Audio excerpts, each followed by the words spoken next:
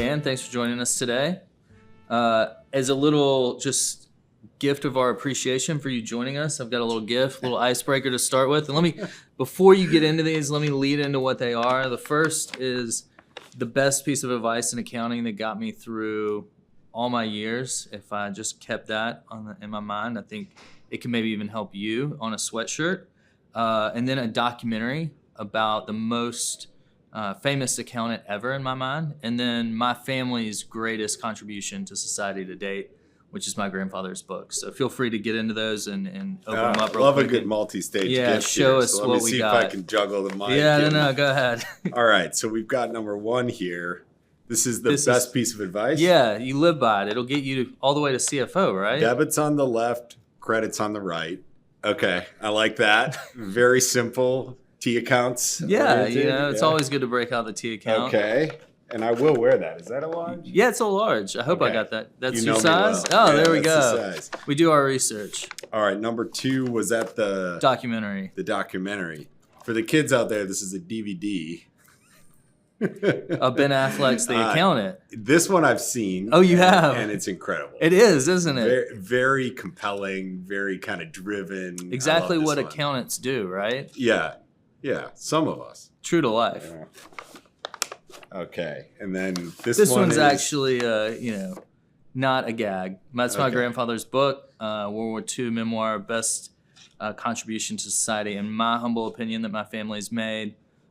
If you ever get around to reading it, I hope you enjoy it. Well, very cool. So I've seen this series, The Pacific. Yeah. So right? Sledgehammer is my grandfather. Very cool. Yeah. Wow. Absolutely. You're surprising me with all this. This is very much not scripted. No, not at all. Okay, now I have to think of you differently. As the scion of a great military hero. Yeah, absolutely. That's great. Well, the book's wonderful. Matt. I appreciate the gifts. Awesome, dude. So let's we'll jump into the meat of it now, the actual podcast. So thanks for humoring me with the gifts there. But you're here on the next CFO because you're our Planful CFO, so it fits. But I heard that at one point you were a journalism major. Can you walk me through, if that's true, how you went from that to, just a little bit of your career path and how you ended up the CFO of a technology company that sells to CFOs? Certainly. So that rumor is true. Okay. I went to the University of Missouri on a journalism scholarship, and I think it holds true to my personality that I'm just a curious guy who loves to learn about the world, loves to understand how things work, and do believe that getting truth into the hands of the public or your stakeholders, so to speak, you can probably see where I'm going with that. Yeah, absolutely. Is a powerful thing. Nice. And I think journalism gets bad name now in our polarized environment, but that was the intent when I majored in journalism. But I did along the way, and was always interested in business, did pick up some good advice that, finance and business in general is a very good fit for me. Yeah. And the rest was history. In terms of how I meandered my way, or let's not use the word meander. Sure. Intentionally found my way into the CFO seat.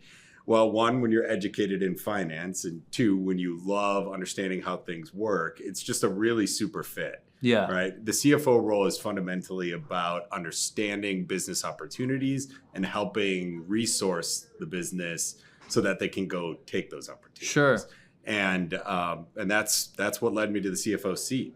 That's awesome. Long, winding story from journalism to that's great. CFO. That's what we're looking for those people that may not be in finance today and are thinking about going into that path. That's great to hear. And building off of that, you said you got some advice along the way, and I'm sure there was a lot of steps and stages along that way. Were there any mentors or really influential people that helped you make that turn, or just along in your career at all, and what that relationship meant to you or how it maybe impacted you?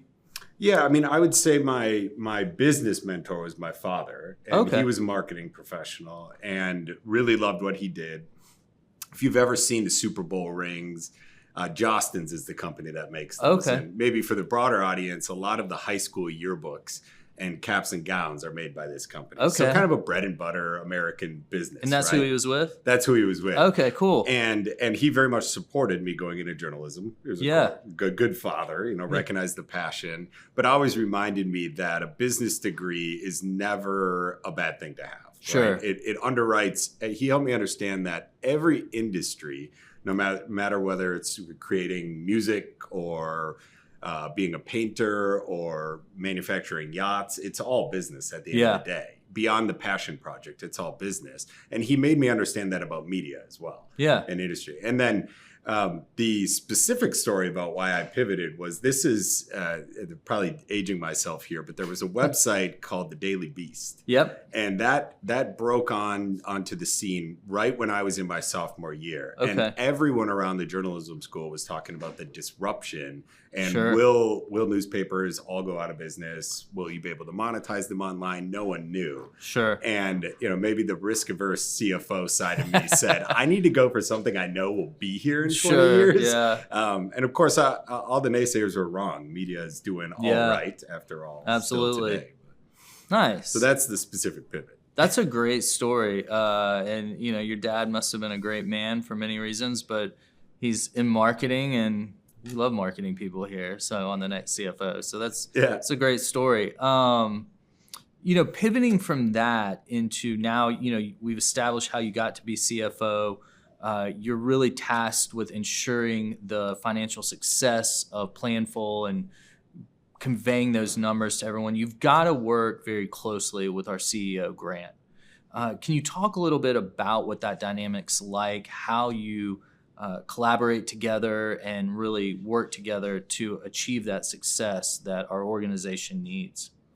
I was just talking about this the other day, how sometimes CFOs are balancing a lot of different stakeholders. Right? And one is the board, another is your investors, and your own team and other teams in the business who rely on you for budgeting and insights.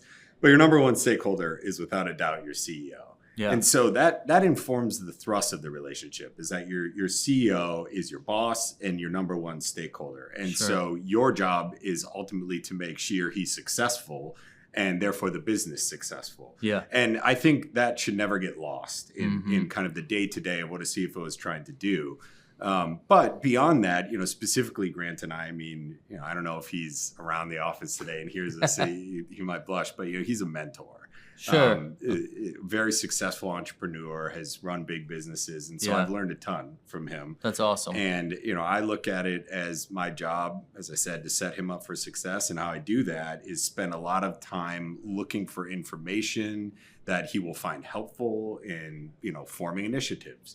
Probably that we're really leaning in Europe. That's a product of a series of surfacing data in front of him, helping him understand the opportunity, or maybe more validating his understanding of the opportunity. Nice. That's great to hear. In building on that, Grant, as I understand it, and I've seen, is pretty comfortable with numbers and what's presented to him. Have you ever worked with a CEO previously to Dan that maybe wasn't as comfortable, that you had to massage that a little bit more with, or maybe just fill us in on any CEO relationship, and you don't have to get into the specifics of who it was, but how that relationship went and maybe how you had to navigate that a little differently than Grant. Yeah, absolutely. So I've worked with three types of CEOs, and Grant comes from a bit of a finance background, which explains a lot about his ability and comfort with numbers. But I've also worked with sort of the engineering or the technical CEO paradigm, and then also the marketing or sales paradigm. And so different challenges and opportunities within that dynamic. I think, Grant is very quickly or able to very quickly process financial insights and actually advise on how we might present them differently. And so there's actually a feedback loop there. With the other two paradigms, at least with the individuals I worked with, it was a lot more about storytelling, trying to translate to their language. And I think that's an underrated toolkit of a CFO, is the ability to, it just boils down to communication. You're a marketing professional. You absolutely. And I think that gets to another question and point that I have, and I think you kind of led to it, but just to wrap it up, it's kind of a given, the hard skills that finance and accounting professionals are expected to have, right? But as they kind of step up and take those next steps in their career, what are the soft skills that you really think help lend them to get to that more strategic level, that CFO level, maybe that director of finance before CFO? Yeah, we could do a whole Sure, podcast sure. on this, and it could really get into psychology and philosophy. Yeah, absolutely. But I'll try to boil it down to practical advice, and speak through my own experience. Sure. So when I came up in finance and accounting, a lot of finance people, you start to get, you're kind of swagger by the time you're in your early 30s. You've Sure. got some success behind you, some money in the bank account, and you start to sort of eat your own dog food, like really believe in your ability to get things done. And that can produce at times, as you pivot into leadership roles, it can produce these moments where you're telling people, you're telling them what they need to do. Yeah. And I think the biggest soft skill a CFO can learn is to effectively communicate again, to bring people along with you. Yeah. And I'm not talking about always getting your way, but rather finding a way to build consensus behind an idea, and not just be slapping people in the face with the numbers and saying, "Come on, dummy!" Right? Yeah, like absolutely. You can't spend this money. Sure.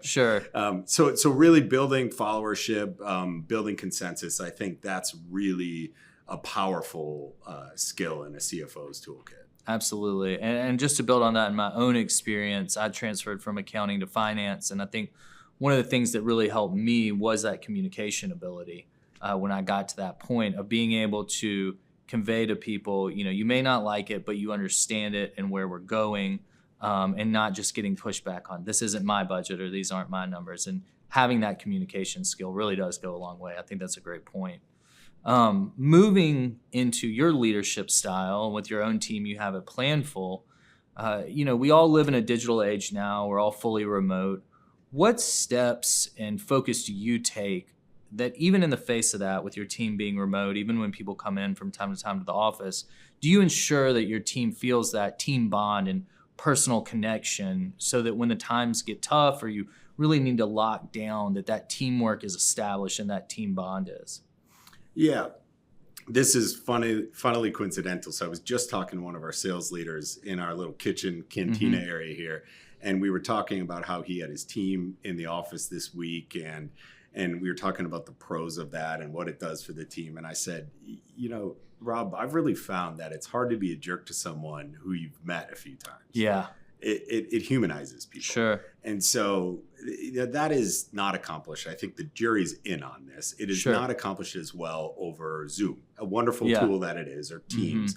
And so building that in-person baseline trust, reading body language, sitting here, you and I are having a much better conversation than we would over Zoom. Yeah. And so I really do believe firmly in that in-person connection. And so whatever resources you have to be able to pull the team together, even if you're a remote company, I think it's well worth it.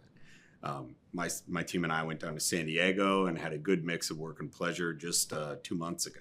Nice. So I think that's number one, is fostering those real human connections, which just leads to trust. Yeah. Yeah, I agree with that. If I'm on a Slack message with someone back and forth, if I go 2 or 3 messages back and forth with someone and it's continuing, I'll get on a huddle. And I know we talked, it's not as great as in person like we are today, but I think just being face to face and being able to talk it out sometimes even helps, humanize it. Like you said, you can't be a jerk to someone that you can, but it's harder for sure. That's awesome. Moving on, kind of still in that team mode, but people you look to hire to really fill excellence on your team. Finance and accounting, there's a lot of hard skills, understanding financials, journal entries, GAAP, everything else. But technology's really integrated more and more into every aspect of business and your team. Are there any certain levels of technological skill or a standard place you like your hires to be and that you kind of expect? And any advice, whether it's someone just getting into finance or maybe an old dog that's wanting to not get put out to pasture as quickly, on what they should focus on and maintaining those technological skills and keeping up to date as things really advance? Well, it's, I've mentioned this a few times. It's sort of a dirty little secret that a huge portion of a finance and accounting job in the year 2024 is like almost IT. Yeah. Or at a minimum, some sort of computer science flavor, right? And we were laughing, a group of finance professionals and I, that really it would be interesting to see, go back to all the top business schools now and understand if they're meeting the mark in terms of training. Sure. You go to school for the technical finance and accounting and maybe get a little bit of Excel or VBA or BI on the way, but the day-to-day job, to your point, is much more robust around tech. I mean, any given finance professional uses a minimum of 3 tools. Oh yeah, a minimum of 3 tools, I would say, and that's excluding spreadsheets, right? And so, to your question, now I'm finally getting around to your question. Yeah, Matt. no problem. I think you have to invest behind it, right? You have to invest in the training. You have to carve out the time to help people be successful on the technology. And then you also have to understand roles. And so some folks are almost data scientist level, like they're working on extracting from a database and surfacing in a BI tool where they might have to do some scripting. And that's one flavor. And then you've got others who are more skewed toward the business side, right? They might be a senior GL accountant who has to be very good in the ERP and in Planful and in a couple other tools, but not scripting. And so I think also what I'm trying to say there is realistic expectations by role, clear definitions. Yeah, that's great to hear. And staying on that kind of tech streak, you had a great series of posts that I saw on LinkedIn about what technology are you using, what tech are you using. I think you went through operations, legal, maybe finance as well. And there's a couple of questions I have about that. First, was there a overarching technology that kind of hit all of those and was a unifying factor in those posts that you noticed after doing all 3 of them? Well, that's interesting because the reason I bucketed them into finance and accounting and in legal and kind of deal desk and ops is they kind of each have their own specific set of tools, and I didn't want to.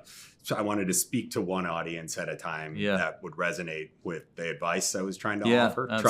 Sure. But I don't know. I mean, a through line, you see a lot of getting your CRM right, which touches a lot of groups, getting your ERP or your GL right, which touches a lot of groups. And then beyond that, I think we're still in a fractured tech system where you've got a lot of point solutions and platforms that radiate somewhat outward, but no kind of one platform for the entire business. Sure.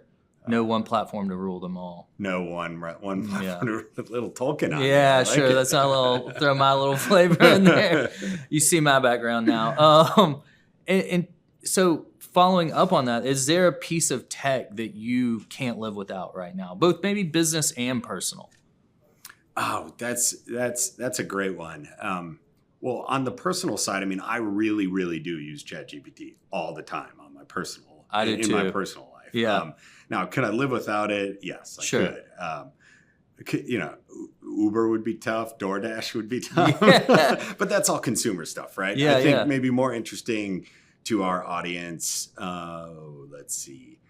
I mean, some of these I shouted out in that tech series on LinkedIn that I posted, but some tools just are extremely pleasing in the sense that they really do set out to do what they say they will accomplish. Yeah. They do it well. They do it, effectively. They do it at cost effectively. Sure. And I've mentioned Gapify, which is an accruals tool, month-end accruals, expense accruals and controls, and PO compliance and all of that is a really good one that just meets the mark, right? Yeah, absolutely. I don't know if Grant mentioned it, but Notion has been really good. That was going to be my mention, but I saw Grant's posted on that as well. But I love Notion. Posted on that.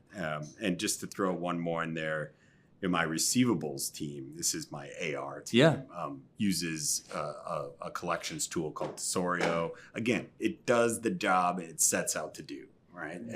That's what you want. That's always the best result with tech. Awesome. And building off that tech topic, we've kind of found ourselves on, the hot topic of the moment. Everyone's talking about it. You see it on every billboard from SFO into the office is AI. Amongst the CFOs that you've talked to, your peers, what's the temperature? How are they feeling about AI? We're in a software company, so it seems like we're a little more adept and receptive to taking on that new technology. But what's your feeling about out in the world amongst every CFO or the pool of CFOs. What's your impression? I think I would characterize the mood as cautiously optimistic. Sure.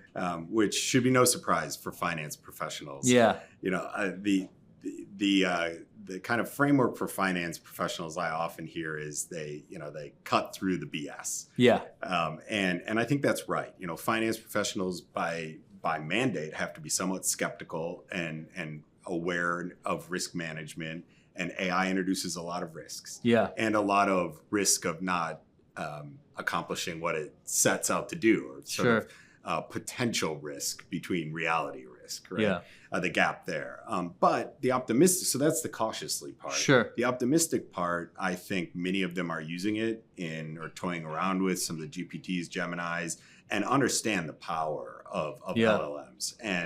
And the mind naturally flows to what that could do for your day-to-day work. Sure. And so I think finance professionals, some of them today, Planful's Predict Suite is arming hundreds of our own customers with the ability to seed forecasts, which was formerly days of work in terms of rolling forward data into a new scenario, down to the granular vendor level. So Predict can seed that forecast for you, and that can be used as a starting point for your budget, almost a run rate base case. And so, for those of the finance professionals that are actually using it today, I think they see the potential is huge.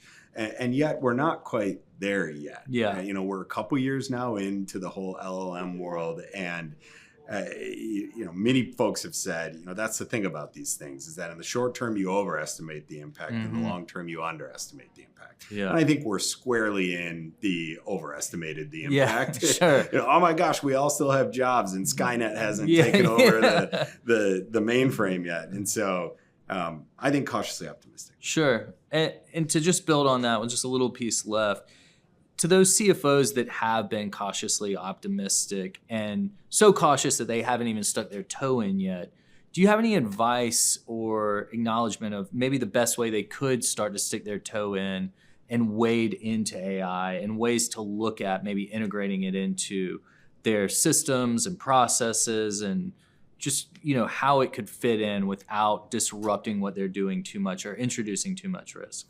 I think it breaks down into the personal and professional arenas. That's Sure. where we've sort of been headed in this conversation. So my recommendation would be, the LLMs, the ChatGPTs, the Geminis, they have a free version. Sure. Go try it. That's no great skin advice. off your back to go try it. Ask it to help you plan a trip. Ask it for a recipe. Ask it for practical advice, like take a picture of a light bulb and say, which light bulb is this? And link it to me on Amazon. I need to buy a new one for the kitchen. Sure. So find a way to explore and build confidence in that private arena. And then in the professional arena, I would suggest going to your vendors. So you have vendors who are in place who are already successful, like a Planful, or your ERP, or your CRM. And almost all of those vendors who are worth their salt are introducing some AI capabilities. Sure. And most of them, I would say, are doing it very rationally. They're listening to the voice of the customer. Where do you need it most? How can it be most helpful? Where are your biggest pain points? And then introducing AI into the platform to help solve some of those. Yeah. And so I would suggest with starting where you've already been successful, which I believe is both less risky than going with some kind of de novo tool out there. Sure.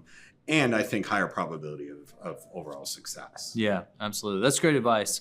And I'll point out as well, we had interns, and I talked about this in my interview with Grant as well, but if you think that the up and coming new finance professionals aren't being taught and trained on AI in their universities and in their courses, they are. So they're going to be ready to want to use it as a tool and leverage it. And they'll probably get a little frustrated if they aren't. So I think it is very wise to start to take it on in a very sound, logical way.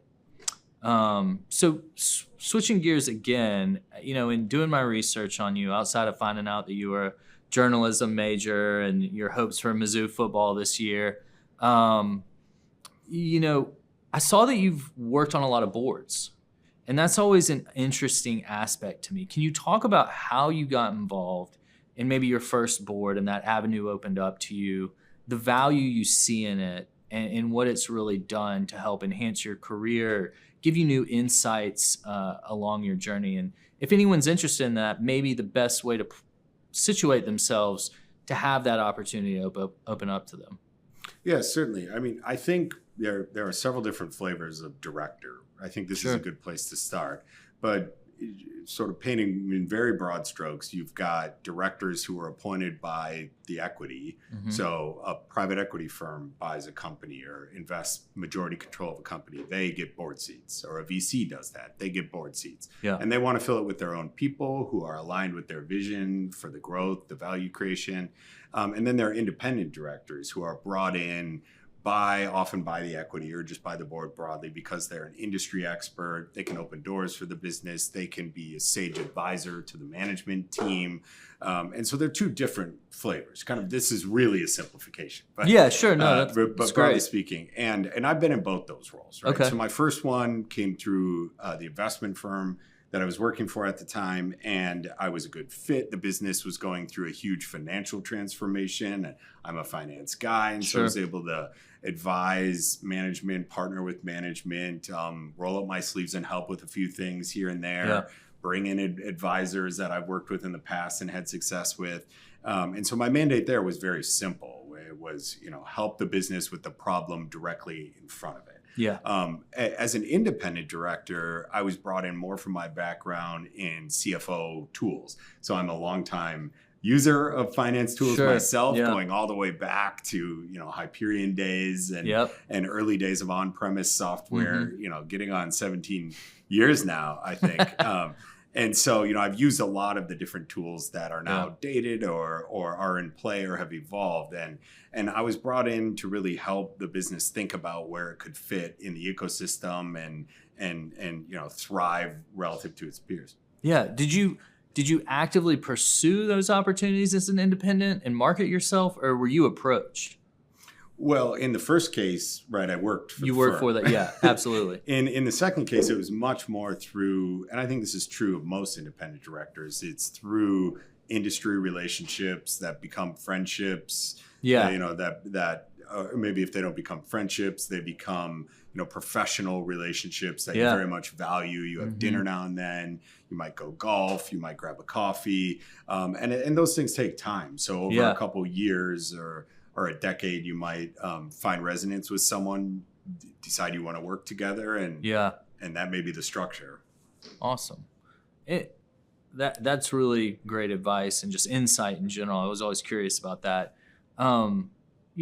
Building off of that, we've talked about the hard skills that accountants and finance professionals can really stack up, and then the soft skills that need to be cultivated as well. But outside of what we've already talked about, is there any advice or skills or just, insight that you wish you knew that you would give up and coming finance and accounting professionals that are striving to be a CFO one day? Oh gosh, there's a long list. I know. If this is the list for myself, Sure. Lessons. I actually keep a literal lessons learned document in Microsoft OneNote. It's not everything, but it's a good chunk. Good chunk of my learnings. But I mean, if I'm just flavor of the day giving one piece of advice, it would be to take seriously understanding your own business as well as you would a house you're going to buy or an investment that you're going to make in your personal life. And what I mean by that is, come in and take the time to go literally team by team and understand what matters to them, what their goals are, how those goals have changed over time, what metrics they use to measure their own success. Learn the team, learn the dynamic between the team, learn the dynamic from between that team and other teams.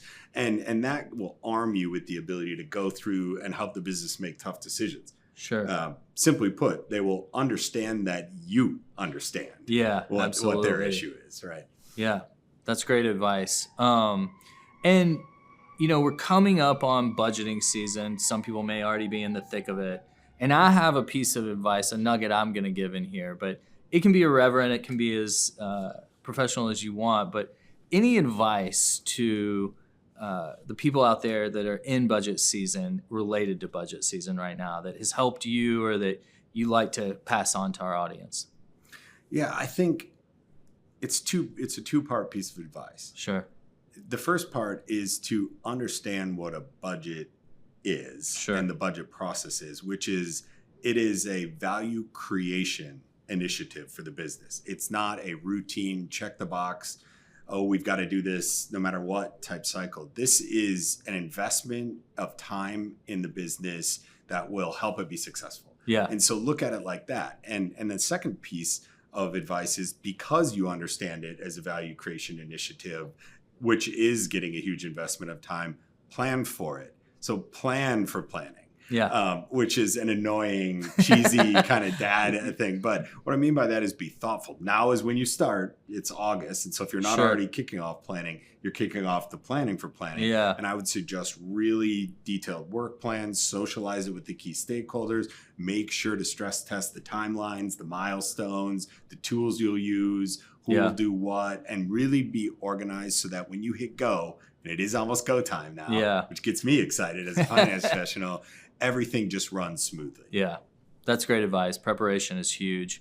My advice is a nugget, and it's not nearly as helpful, but I think it's entertaining nonetheless. When I was a VP of finance, I had a lot of budget holders that I had to work with to get their budgets in and formulate them. And oftentimes you would get maybe two budget business owners that couldn't agree on how to split a expense, and it was a back and forth. And my advice is, when you run into that, schedule the meeting to figure out how to decide it at Friday at 4 p.m. Everyone's more agreeable at Friday at 4 p.m. So that's my little nugget right there. As we wrap up, hold on, I'm not going to let you get away with that. I need that explained. Okay, is that because the meeting is taking place at a Friday happy hour? No. So I'll give a little more insight. I worked with a lot of revenue producers, and sometimes they shared costs that they couldn't agree on how to equitably split. Should it be 50-50, 40-60? And you'd get in this long email chain over an amount that really wasn't going to break their budget one way or another, but they were stuck on it. And everyone's ready to start their weekend at Friday at 4 p.m. And if you schedule a meeting to find resolution on that budget item at Friday at 4 p.m., I found everyone was much more willing to agree so they could get their weekend started. Oh, well, that's well explained. And, I think even my 3-year-old understands the optimal time to ask for something is when the other party's worn out. Yeah, exactly. Yes, you can watch Moana. Yeah. Okay? I have to send 2 emails. Yeah, that's great advice. So I stumbled upon that randomly, and I stuck to it. It helped me out a lot. So we have, to wrap up, are there any podcasts, music, albums, books that you're listening to right now that you really love that you'd like to share with our audience? Yeah, I listen to a lot of investing, news, sports podcasts, so you could pick. I mean, how many Missouri Tigers podcasts are you interested in? Chicago Bears? I like specifically How I Built This. I like... the All In podcast is interesting. It's evolved over time, but the tech parts of that podcast are still interesting. And then their friend Brad, I'm forgetting the name of the podcast now, it might be B Squared, is also really interesting. So you see a lot of the theme of tech and the intersection of tech and investing, which is where I play. And absolutely. So that's interesting. But yeah, the rest right now are a lot of sports. We're getting ready for football season. I still hang on to my Cubs podcast, even though they're not doing well this year. Sorry, my Braves aren't doing too hot either this season. Yeah. Oh, you guys have had the injury trouble. Yeah, the injuries have been rough.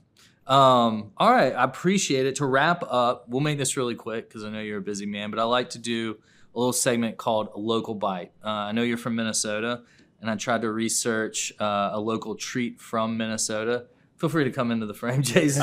Appreciate the help. We got a couple of waters right here. Annette told me she was familiar with this. Annette is a marketing manager, and she is from Minnesota as well, and told me that this is a treat from Minnesota. Are you familiar with this? That is a treat. That's from right. Minnesota? Hey, that's a good treat. Okay, awesome. Well, this is what I get to eat. Okay. And what you're going to get is have you ever been to Mardi Gras? Oh, yeah. Okay, so moon pies, are you familiar? Oh, yeah, moon pies, Oh, sure. okay, there you go. Do you want salted caramel, chocolate, strawberry, or vanilla? I know you're a healthy guy, but you got to have a bite. With the salted caramel. Okay, there we go. I think that's what Grant went with too. Matt, can I tell you? I thought you were going to make me do like a one-chip challenge or something, no. some kind of spicy. No, we need you to survive for your next meeting. Let's see. Where's the? I know I have one in here.